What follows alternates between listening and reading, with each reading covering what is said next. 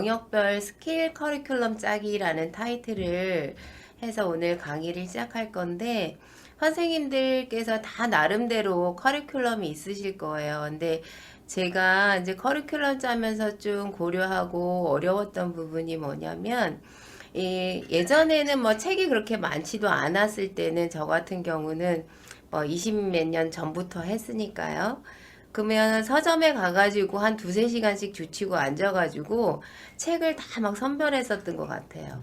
그리고 마음에 드는 책을 골라서 수업에 또 적용을 해보면 잘 안 풀리는 교재들이 있어요. 그죠? 아마 요즘에는 이제 각 출판사별로 교재 라인업을 잘 해주시기 때문에 그거에 맞게 커리큘럼을 짜시는데 그렇게 어려움은 없을 거라고 보는데, 아마 같은 그 공부방이나 학원 교습소 내에서도 그 아이들이 개인차가 있잖아요. 팀별로.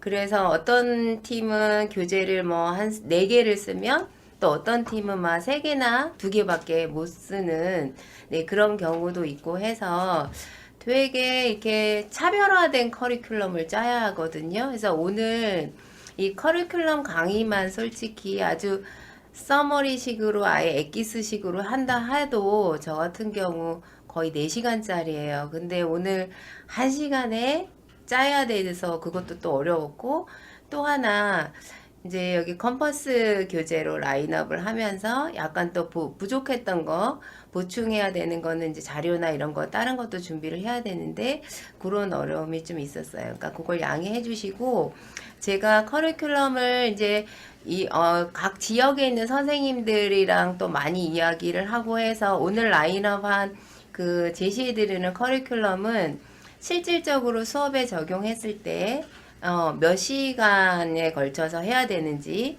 이 교재를 막 3-4개를 쓸 때는 어떻게 1시간이나 1시간 반 수업을 어떻게 풀어가야 되는지 이런 얘기들을 해드릴 거고, 보편적으로 그 레벨로 봤을 때 보통 수준의 아이들 기준으로 제가 짰어요. 그러니까 잘하는 아이들은 이 교재 말고 또 좀 어려운 교재를 써야 되는 경우도 있으니까 그거는 염두에 두시고 보통의 수준의 아이들을, 네, 기준으로 해서 커리큘럼을 짰다는 것을 말씀드립니다. 자, 그러면 그 목차로 이제 말씀을 드리면 레벨 단계별 커리큘럼, 그래서 단계별 파닉스 커리큘럼 말씀드릴 거고요. 파닉스만 해도 가르치면 보통 1권부터 4권까지 돼 있는데 그걸 다 끝내 2권 정도 됐을 때 벌써 읽는 친구들이 있고, 4권을 다 끝내서 막 읽는 친구들이 있고, 이걸 다 끝냈는데도 파닉스가 안 되는 친구들이 있어요. 그죠? 그러니까 그랬을 때 어떻게 파닉스를 진행을 하는지, 그리고 아이들이 파닉스에서 어려워하고 잘 안 되는 부분이 무엇인지 말씀을 드릴 거고, 그 다음에 콜스북, 단계별 그 콜스북 커리큘럼, 혹시 콜스북을 안 쓰시는 선생님들도 계시거든요, 수업에. 혹시 콜스북 안 쓰고 계시는 선생님 손 번쩍 들어보세요. 다 콜스북 쓰고 계시나요? 그러니까 어떤 선생님은 다독만 중요시 여겨서 또 독서 프로그램, 뭐 챕터북들이나 이런 수업하고 리딩북으로만 수업을 하시는 선생님들도 많이 봤거든요. 그래서 제가 여쭤보는데 선생님들이 교재를 다양하게 쓰고 계신지 한번 여쭤보고 싶고, 그 다음에 또 다독 프로그램을 쓰고 계시는 선생님 손 들어보세요. 손 아무도 안 드시는데? 막 이렇게 이것저것 많이 하고 계실 거예요. 네. 안 써요. 네. 다독 프로그램 안 써요? 쓰고 있어요. 네. 콜스북은요? 선생님들 콜스북? 아, 이게 선생님들이 댓글을 다르시면 제가 말한 것보다 조금 있다가 뜨나 봐요. 네. 자, 그래서 단계별 리딩 커리큘럼은 어떻게 가는 게 좋은지, 그 다음에 리스닝. 네, 콜스북이랑 리스닝 교재 병행합니다. 그러면 리딩북은 네, 지금까지 썼는데 이제 안 쓰려고 해요. 네, 그러면 오늘 이제 제가 하는 얘기를 또 들어보시고 선생님들이 지금 하고 계신 커리큘럼을 좀 점검해 보시고 그 다음에 같이 네, 고민해 보면서 새롭게 9월부터는 네, 새롭게 시작하는 마음으로 다시 교재 라인업이나 이런 걸 하셨으면 어떨까 싶고요. 그 다음에 리스닝 커리큘럼. 그러니까 리스닝 교재는 의외로 또 안 쓰시는 분들도 또 계세요. 그러니까 저 같은 경우도 초창기에는 리스닝 교재를 안 썼어요. 왜냐하면 뭐 리스닝을 내가 대신 들어주는 것도 아니고 어느 정도 수준이 돼야만 들리는 거기 때문에 리스닝 교재를 쓴다고 해서 뭐 리스닝이 늘까? 저 이렇게 생각을 해서 안 썼었거든요. 근데 어떤 현상이 벌어졌냐면 제가 이제 한 3년 정도 아이들을 지도를 하고 좀 욕심이 나서 저희 원에서는 테스트를 해보면 애들이 무척 잘하는데 이 아이들이 객관적으로 어느 정도 수준인지가 궁금한 거예요. 그러면은 외부 시험을 봐야 되잖아요. 지금이야 뭐 주니어 토플도 있고 다양한데 그때 당시 GTELF라는 시험이 생겼었어요. 그러니까 그거는 대한항공이나 그러니까 그냥 성인 GTELF는 회사에서도 많이 보는 시험이라 저희는 주니어 GTELF 시험을 봤거든요. 근데 아이들이 한 명만 그런 게 아니라 제가 가르치는 모든 아이들의 공통점이 리스닝 점수가 너무 안 나온 거예요. 다른 뭐 독해나 문법 이런 다양한 쪽에서는 높게 나왔는데 그래서 이상하다 그 이유가 뭘까 이렇게 생각을 했더니 리스닝은 들리는 것도 들리는 거지만 약간의 그 스킬이 필요하더라고요. 왜냐하면 한 번이나 두 번만 듣고 얼른 답을 골라야 되는데 애들이 그냥 듣고 가만히 있어요. 그러니까 이게 리스닝은 많이 이렇게 그런 유형의 문제들을 좀 듣고 다뤄봐서 아이들이 좀 익숙해지고 스킬이 좀 필요하다 싶어서 그 다음에 리스닝 교재를 넣었어요. 그랬더니 리스닝 점수가 또 확 올라갔어요. 그래서 리스닝 교재도 필요하구나 해서 그 다음부터는 포스키를 다 넣는 그런 커리큘럼으로 다시 하게 됐어요. 저도 처음에는 콜스북하고 막 리딩북밖에 안 했었거든요. 네.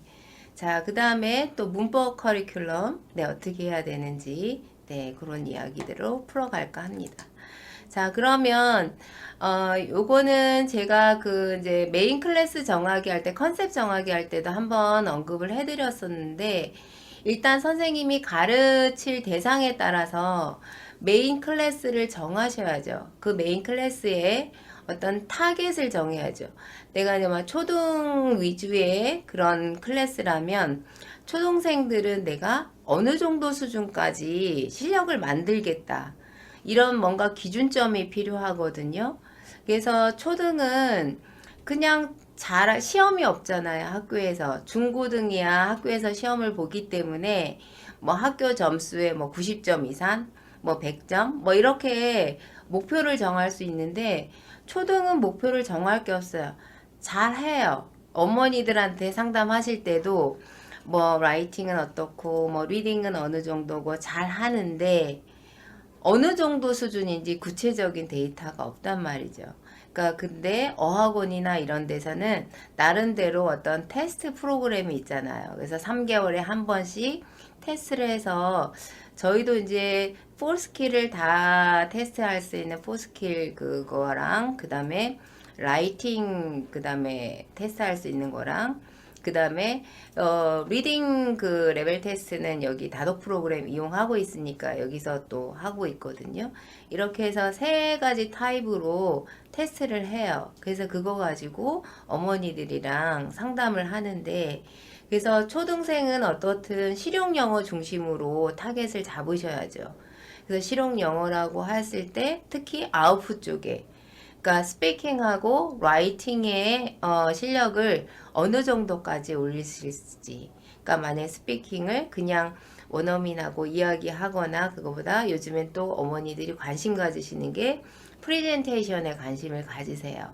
그러니까 뭐 리딩북을 가르치든 콜스북을 가르치든 어느 하나의 토픽을 정해서 아이들별로 발표를 할 수 있게 한다거나 그러니까 라이팅은 이제 제가 꼭 라이팅 교재를 시중에 아니면 컨버스에 거도 보면 너무 쉽거나 라이팅 책이 너무 쉬워서 솔직히 교재로 사서 쓰기 돈이 아까운 게 있고 아니면 또 너무 어려워요. 그래서 또 쓰기가 좀 어렵거든요.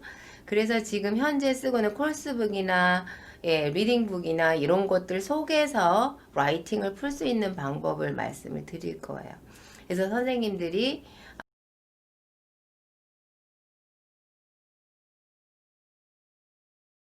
그래서 선생님들이 초등 위주의 수업을 많이 하고 계시다면 실용 영어 중심의 타겟을 정하시고, 중고등은 내신 대비 서술형 평가라든지 아니면 또 수행평가, 네, 그런 기준으로 잡으시고, 고등은 내신 마찬가지고 모의고사, 네, 수능 점수 몇 등급까지 이렇게 타겟을 정하시면 될 것 같아요.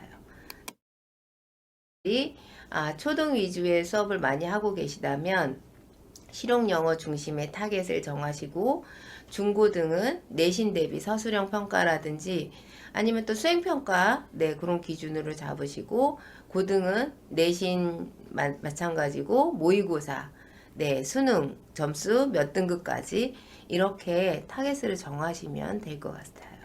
네, 그래서 선생님들 지금 막 올려주시는데 콜스북, 다독, 문법, 단어, 리딩 다 하시는 선생님도 계시고, 다독은 리딩 모션스를 숙제로 합니다. 네, 리딩 모션스를 이제 수업 시간에 와서 하게 하려면은 또 막 수업 배분도 어렵고 하시니까 집에서 해올 수 있게 과제로 내시거나 이렇게 많이 하는데, 하다 보면 나중에 아이들이 안 하죠. 네. 그래서 그 이야기도 어떻게 하면 되는지, 네, 저의 사례로 들어서 말씀을 드리도록 하겠습니다. 이게 저희 그 커리큘럼이거든요. 근데 자세한 커리큘럼은 아니고 전반적으로 하나의 페이퍼에 딱 보면 영어 도서관 프로그램 운영하고 뭔가 1%의 차이, 다른 학원이나 이런 데서는 하지 않는, 예, 톡톡 잉글리시만의, 네, 1%의 차이가 있다.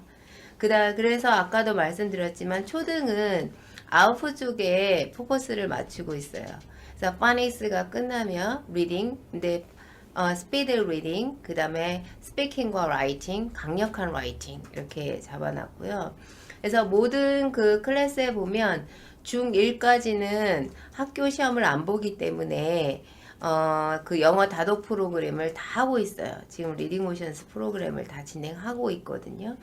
자, 그리고 중등 이제 2학년부터는 네, 뭐 1등급을 위하여 이렇게 되는데 뭐 90점 이상, 네, 아이들 점수 목표를 정하고, 네, 고등도 마찬가지고, 네, 이렇게 해서 스피킹과 라이팅 전문 학원, 네, 그래서 하나만 딱 보여. 그리고 이제 좀 다른 데랑 다른, 예, 주니어 통번역 시험, 네, 이런 것들을 저희는 보고 있습니다.